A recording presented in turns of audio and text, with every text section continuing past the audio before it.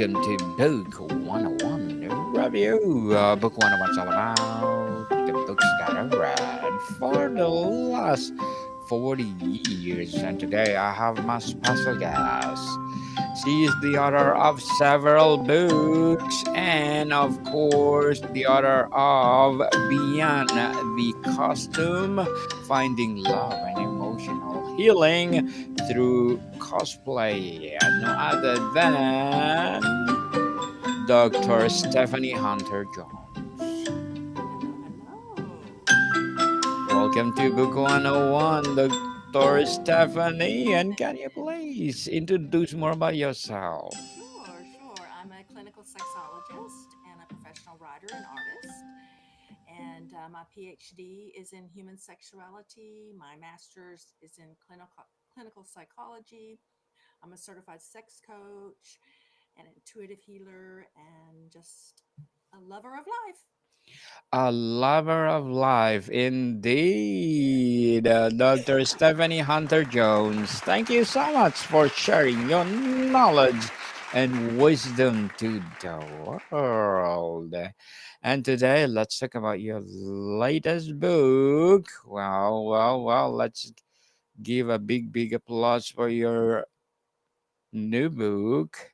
What inspired you to connect cosplay with emotional and sexual healing? Through my years of experience of working with clients and using role play and cosplay and power play to find emotional and sexual healing through it, and such positive results that I wanted to write the book. How did your personal journey with cosplay lead to writing this book? Um, Probably it was in my late 20s and through my 30s that I was a cosplayer. And at the time, I really didn't know what that was. And I'm sorry, all of a sudden I've got a bad cough. No worries. No I've been having worries a at cough all all. day, but now I have one. All right. Okay. So I was a cosplayer and I didn't know what that was, but a lot of people didn't understand it. I didn't understand it, but it brought me a lot of healing and I was able to express who I was. And therefore, I sort of have used it as a tool to help others that have a hard time expressing their sexuality. Why is cosplay uniquely powerful for healing compared to other creative outlets? I would say probably because it's sort of stepping behind the mask and being who you always wanted to be, but never gave yourself the permission to be. Some people may think it's an escape. I think it's just a tool to use to be who you really truly want to be. Give yourself permission until you can finally take the mask off. Dr. Stephanie, can you define us what is a cosplay anyway? It's someone who likes to dress as a particular character or from like a novel or a film or a particular time that they feel connected with for some reason. And that brings them a certain sense of safety, both emotionally and physically. In the book, Mason starts out as a young boy obsessed with film noir from the 1940s. He has a very abusive father, and he uses these films to escape. And he dreams of one day growing up and being a detective. His mother understands this, and she takes him vintage shopping and let him buy these hats and things. But his father is very abusive, so he carries a lot of shame, and he's bullied a lot as a child because of the way he dresses. So he matures into adult, still carrying that shame, afraid to step into who he is. And then he meets a quirky character named Dr. Stephanie, and she leads him through the process of understanding the power in being who you truly are. And by accepting yourself, others will accept you. And through this process, he grows into the man he always dreamt of being.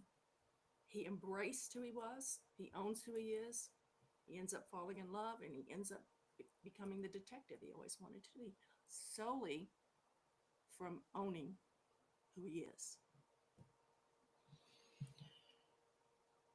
Cosplay and therapy. How does embodying a character help process trauma or repress I'm sorry. emotions? I'm sorry. You broke up. How does embodying a character help process trauma or repress emotions? I would say it has to do with the individual's connection to the particular costume or character that they're connected with. Usually, a player, there's a reason why they're connected to that era or that time frame. And I don't know if it's past life, I don't know if it's just escapism, but it just depends on the individual. For instance, I had a female client for many years. The only time she could be sexual is when she would dress as Marie Antoinette and walk through her home and pretend she was her, and it would allow her to free herself and be sexual. Can you share a story of someone whose life changed through therapeutic cosplay? Yes. So I had a client, a young girl in her early 20s, that came to see me. And when I first saw her, I thought right away she looked like something out of like a silent movie. And so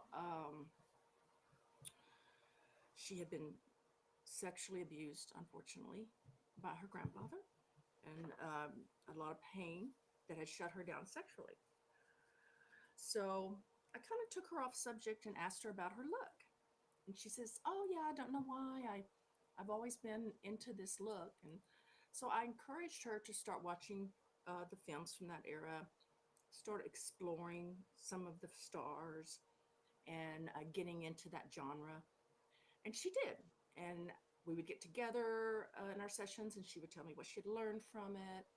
We'd still talk about her trauma, but she would tell me what she was gaining and learning. And it was about probably 6 months went by, and she came in and she goes, "I know now my purpose." And I said, "What is it?" She said, "I found the actress that was me in a past life, and she had the exact same trauma that I had. And I know now I was brought back to heal from that. I was her, and I was brought back to heal from that." Now, whether that's true or not, it does not matter. What matter is she found power and she found healing through that. So that's one of many stories I've had. Dr. Stephanie, beautiful, beautiful story indeed. Let's talk about identity and transformation. How does a role play allow people to explore parts of themselves they normally suppress? Uh, Again, I think a lot of people feel protected by the mask, that it's not, gives them a sense of safety. Couples, all the time, they may think it's silly, but I create a role play scenario. I help them do it, what they'll be into. They have to dress in the costume and this and that. And they all report that it gives them so much more safety and freedom to be who they are sexually to one another than if they themselves. It's just a tool of being someone else, but still yourself. Let's face it, any good actor, any good character always brings that aspect of themselves into the True. role. And also, I remind them that we're not judging the performance, we're not judging it. We are learning and experiencing it. And I always tell them, and there's no sex involved, but usually they always come back and say, "Well, we had sex." And of course, I knew they were going to, because they freed themselves. They were able to be something other than who they show up to as every day. You know, excuse me, we forget the magic and the creativity. That's a big part of sexuality.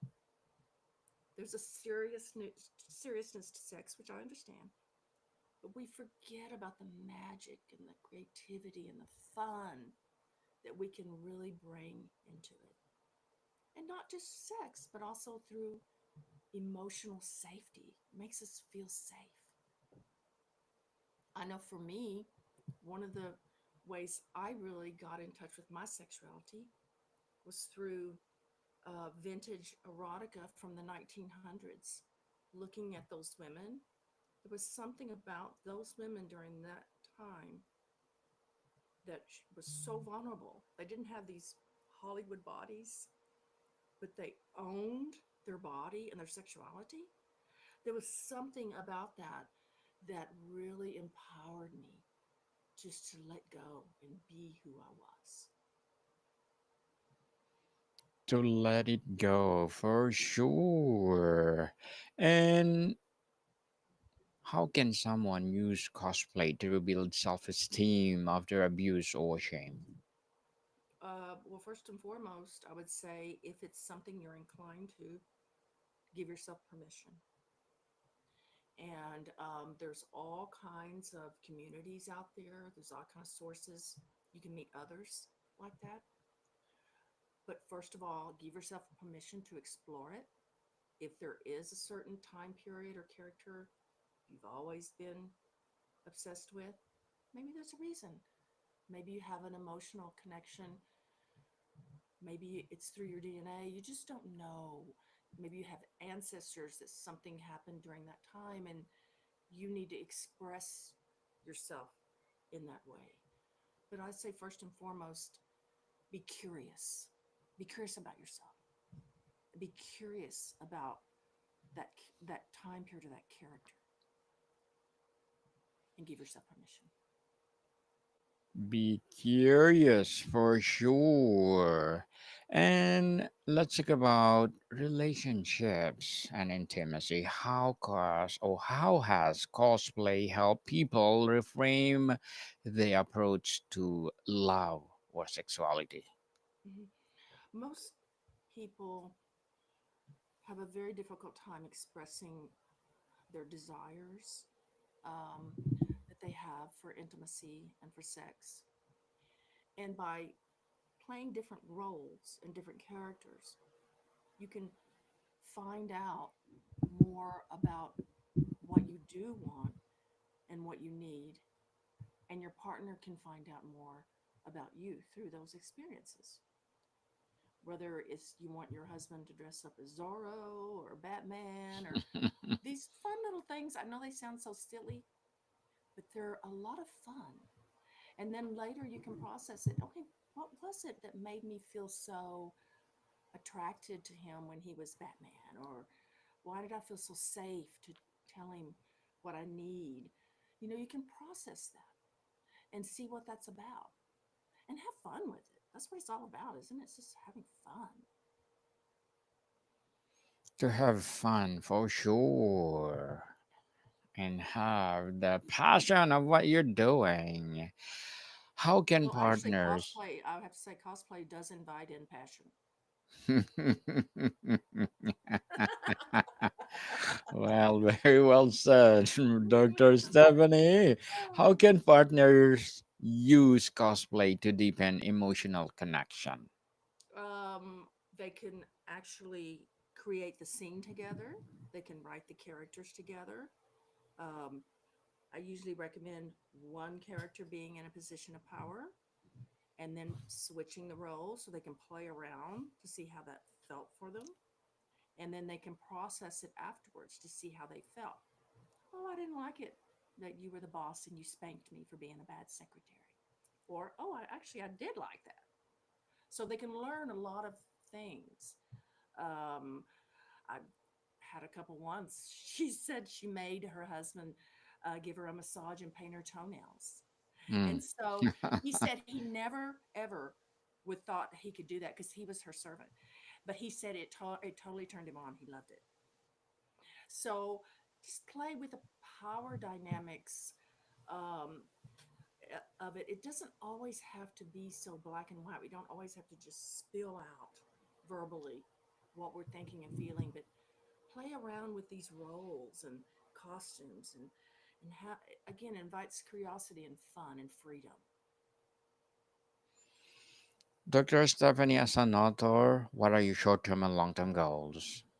To keep telling, to keep providing storytelling to people for alternative healing in regards to emotional healing from trauma, sexuality, evolving and growing, but doing it through storytelling, and creating. That's my goal. I have a book coming out at the end of the year that's about love addiction. That's done the same way. It's about a girl who grows up, with her grandmother being a witch, and so she's always been around that. And as she goes to college, she meets this man who frowns upon her, frowns upon that spiritual side of her. So she loses herself completely in this relationship. Doesn't becomes the person she didn't even know anymore. And her journey in this book is finding herself through the realizing what love addiction is, finding her true identity again, owning her spirituality, and she ends up finding great love as well once she embraces herself instead of changing herself for someone else. So, again, I just love creating these little stories to help people that might be facing some similar things. Good luck to your goals, Dr. Stephanie, and looking forward for more success. What would be your piece of advice for those people out there want to be an author like you? Don't be afraid what others Say will about think you. or say. You Yes, just do it. Okay? You just do it. it's Because none your somewhere, let business. me say this, somewhere somebody is going to want and long and need to read what you wrote. Yes, definitely. Very well said and empowering advice.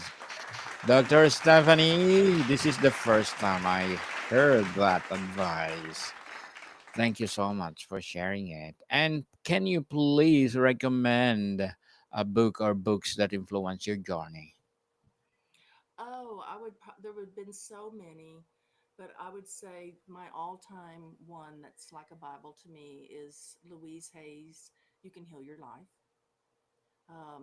There's so much of that, and Women Who Run with the Wolves. I love the Four Agreements. I love those type of books that again kind of incorporate storytelling with healing.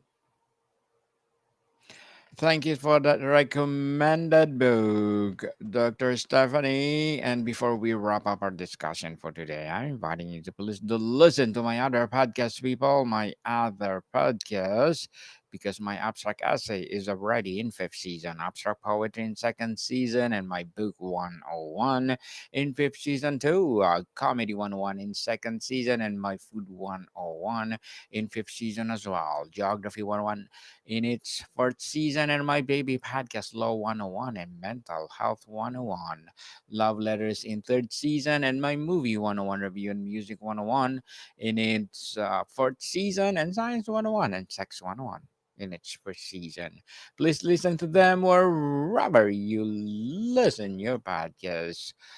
What precautions help keep erotic cosplay emotionally safe, Dr. Stephanie? Hmm. Well, I mean, you can always create a safe word. I always recommend green light, yellow light, red light. Green light means I like exactly what you're doing. You know, Mhm. yellow light means, oh, I'm not quite so sure. And then red light means let's change it up. So Green that's light, pretty much, yeah, yeah. blue light. I like that, Dr. Ah, Stephanie. Will you be my guest on Sex 101 and let's talk about your other books? I would love Okay, to. I would yes, really love to. please do come over. So, one. what's one costume or character you'd recommend for someone needing courage? Well, again, I would have to find out what they are into and what they like and what has at one time or another touched them. It wouldn't be for me to recommend. It would be for them. I had this client. She was only able to have intimacy or sex when she dressed as a girl from the 1800s. And so Mm, I helped her and guided her to accept that. And she found love from that. She found a man who honored that and was okay with that. So I would have to explore, I would ask the person to explore that within themselves, what they connect with. Is there an old movie star or a current star, something that they connect with, that they can express themselves through? express themselves for sure, Whatever Dr. comes to that Stephanie. voice. It's a great question. Yes. Dr. Stephanie Hunter Jones, thank you so much for sharing your knowledge and wisdom to the world. So, can you please invite our listeners to support your books, your advocacy, or whatever projects that you're doing right now? Oh, yes. I mean, stephaniehunterjones.com. It has my books there and has everything that you need. And you can reach out to me there for questions or anything. Yes, people, let's support Miss Stephanie Hunter Jones because if you support her, for sure, more and more and more empowering books to come, more and more empowering advocacy to come. So, Dr. Stephanie, thank you so much for your Thank time. you again, Daniel, and thank your listeners. More to come, people. See you soon.